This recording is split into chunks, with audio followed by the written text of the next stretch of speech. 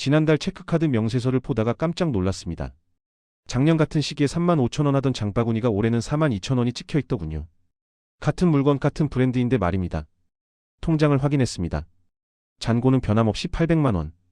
그런데 이상하게도 예전보다 돈이 빨리 줄어드는 느낌입니다. 은행에 제 예금도 그대로인데 왜 점점 가난해지는 걸까요? 답은 간단합니다. 돈의 숫자는 그대로인데 그 돈으로 살 수 있는 것들이 점점 더 줄어들고 있기 때문입니다. 2019년에 5,000원으로 김밥 한 줄과 커피 한 잔을 사고도 거스름 돈을 받았습니다. 지금은 같은 물건을 사도 8,000원이 훌쩍 넘습니다. 은행 예금 100만원은 갔지만 그 100만원의 힘은 이미 70만원 수준으로 쪼그라들었습니다. 숫자는 속이지 않지만 가치는 매일 조금씩 증발합니다. 대부분의 사람들은 은행이 망하지 않으면 내 돈은 안전하다고 생각합니다. 하지만 실상은 다릅니다. 은행이 아무리 튼튼해도 내 자산의 실질적인 가치는 조용히 그러나 확실하게 사라지고 있습니다. 이 현상을 이해하지 못하면 평생 열심히 모아도 결국 뒤처질 수밖에 없습니다. 오늘 이야기는 복잡한 경제 이론이 아닙니다. 그저 우리가 매일 마주하는 현실, 하지만 제대로 인식하지 못했던 구조에 관한 이야기입니다. 지금부터 여러분의 통장 속 돈이 어떻게 조용히 힘을 잃어가는지 그 메커니즘을 하나씩 풀어보겠습니다. 은행 앱을 열면 예금 상품 광고가 뜹니다. 연 3% 금리라고 적혀 있습니다. 1,000만원을 넣으면 1년 뒤 30만원을 준다는 계산입니다. 나쁘지 않아 보입니다. 하지만 여기에 보이지 않는 구멍이 있습니다. 같은 기간 동안 물가는 4% 올랐습니다. 작년에 1,000만원으로 살 수 있던 물건들이 올해는 1,040만원어치가 됐다는 뜻입니다. 은행이 30만원을 이자로 줬지만 실제로는 10만원을 잃은 셈입니다. 숫자는 늘었는데 구매력은 떨어진 겁니다. 이건 단순한 계산 문제가 아닙니다. 구조적인 문제입니다. 중앙은행이 돈을 계속 찍어내면 시중에 도는 돈의 양이 늘어납니다. 돈이 많아지면 상대적으로 물건의 가치가 올라갑니다. 빵 가격이 오르고 기름값이 오르고 월세가 오릅니다. 그런데 은행 예금 이자는 그 속도를 따라가지 못합니다. 실제로 지난 10년간 주요 은행의 일반 예금 평균 금리는 2% 안팎이었습니다. 같은 기간 소비자물가 상승률은 연평균 2.5%에서 3% 사이를 오갔습니다. 결과적으로 예금만 들고 있던 사람들은 매년 조금씩 손해를 팠습니다. 눈에 보이지 않는 손해, 그래서 더 무서운 손해입니다. 더 큰 문제는 이 격차가 점점 벌어진다는 겁니다. 최근 몇 년간 생활물가 체감 상승률은 공식 통계보다 훨씬 높습니다. 식료품, 외식비, 교통비 같은 필수 지출 항목들의 가격은 예금 이자 따위로는 절대 방어할 수 없는 속도로 치솟고 있습니다. 은행은 안전하다는 믿음이 오히려 자산을 갉아먹는 함정이 되는 이유입니다. 2008년 어느 날 터키은행에 예금을 넣어둔 평범한 직장인의 이야기입니다. 그의 통장에는 5만 리라가 있었습니다. 당시 환율로 우리 돈 1,500만원 정도였습니다. 은행은 멀쩡했고 예금도 그대로였습니다. 그런데 1년 뒤 그 5만 리라의 가치는 우리 돈 900만원으로 쪼그라들었습니다. 은행이 망한 게 아닙니다. 해킹당한 것도 아닙니다. 다만 터키 리라와의 가치가 폭락했을 뿐입니다. 그는 아무것도 하지 않았는데 600만원을 잃었습니다. 숫자는 5만 리라 그대로였지만 그 돈으로 살 수 있는 것들이 사라졌습니다.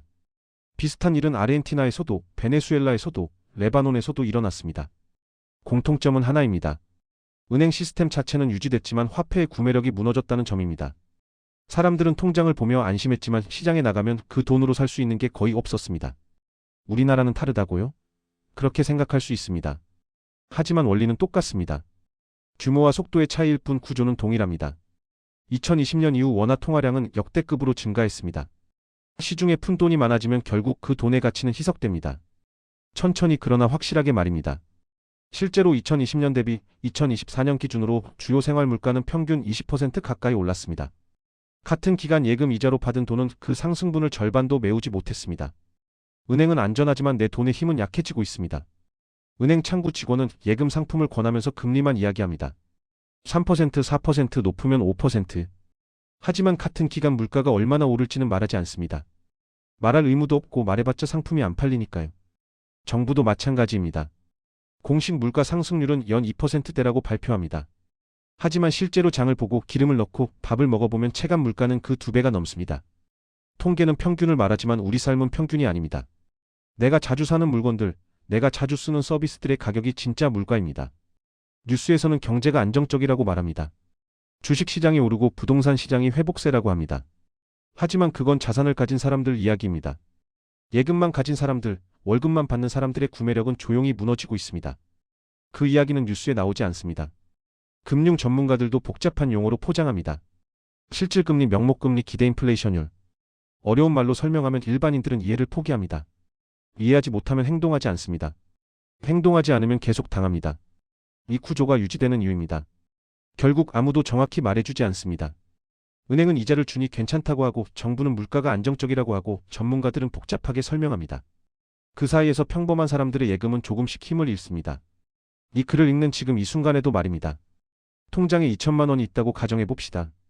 2020년 기준으로 그 돈이면 중형 세단 한 대를 살 수 있었습니다. 하지만 2025년 현재 같은 차종의 가격은 2,500만 원이 넘습니다. 여러분의 2천만 원은 그대로인데 차는 살 수 없게 됐습니다. 이게 바로 구매력입니다. 돈의 진짜 가치는 숫자가 아니라 그 돈으로 무엇을 살 수 있느냐로 결정됩니다. 100만 원이 100만 원인 게 아니라 100만 원으로 쌀 몇 가마를 살 수 있느냐가 진짜 가치입니다. 일제강점기 때 쌀 한 가마에 5원이었습니다. 해방 직후에는 100원, 60년대에는 1,000원, 지금은 15만 원입니다. 숫자만 보면 돈의 가치가 3만 배 떨어진 겁니다. 그 시절 5천 원을 땅에 묻어뒀다면 지금 판에도 쌀 한 가마도 못 삽니다. 은행에 넣어뒀어도 결과는 비슷합니다. 최근 5년만 봐도 마찬가지입니다. 2020년에 만 원으로 먹을 수 있던 외식 메뉴가 지금은 15,000원입니다. 내 통장에 100만 원은 그대로지만 그 100만 원으로 누릴 수 있는 삶의 질은 떨어졌습니다. 더 무서운 건 이 속도가 점점 빨라진다는 겁니다. 과거에는 10년 단위로 물가가 2배가 됐다면 지금은 5년이면 체감 물가가 50% 가까이 오릅니다. 예금 이자로는 절대 따라잡을 수 없는 속도입니다. 숫자에 안심하는 순간 진짜 가치는 이미 사라지고 있습니다. 자산을 지키는 사람들에게는 공통점이 있습니다. 그들은 돈을 한 곳에만 두지 않습니다. 예금만 있는 게 아니라 여러 형태로 나눠서 보유합니다. 이유는 간단합니다. 한 가지 자산만 가지고 있으면 그 자산의 가치가 떨어질 때 속수무책이기 때문입니다. 부동산, 주식, 금, 달러, 예금. 형태가 다른 자산들은 서로 다른 타이밍의 가치가 변합니다. 예금의 가치가 떨어질 때 부동산이 오르기도 하고 주식이 떨어질 때 금값이 치솟기도 합니다. 완벽한 분산은 아니지만 한쪽이 무너져도 다른 쪽이 버텨줍니다. 실제로 2008년 금융위기 때 예금만 가진 사람들은 이자 수익이 거의 없었습니다.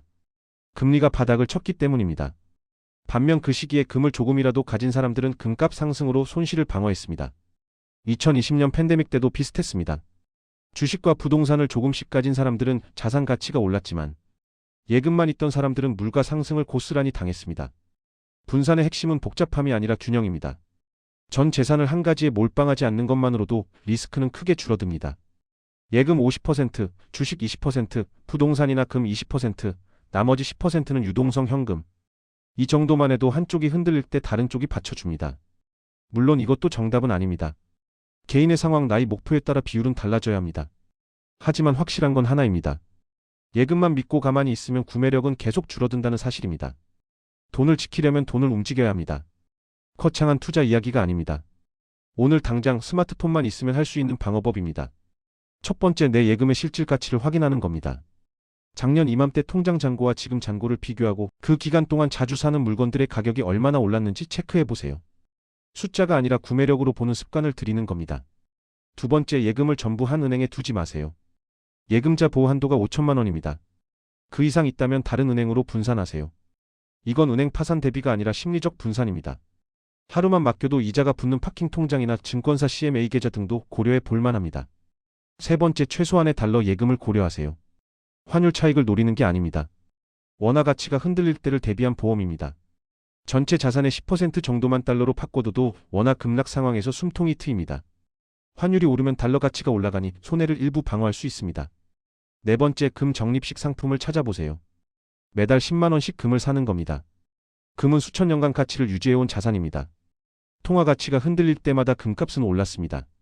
목돈이 없어도 소액으로 시작할 수 있고 장기적으로는 물가 방어 수단이 됩니다. 이 네 가지만 해도 당신의 자산은 훨씬 안전해집니다. 완벽한 방어는 없지만 아무것도 안 하는 것보다는 100배 낫습니다. 이런 내용이 도움이 됐다면 구독과 좋아요 부탁드립니다. 함께 배우고 함께 대비하는 게 결국 우리 모두를 지키는 길이니까요. 은행은 망하지 않습니다. 적어도 당분간은요. 하지만 내 돈의 가치는 매일 조금씩 줄어듭니다. 이건 드라마틱한 사건이 아니라 느리고 조용한 침식입니다. 그래서 더 위험합니다.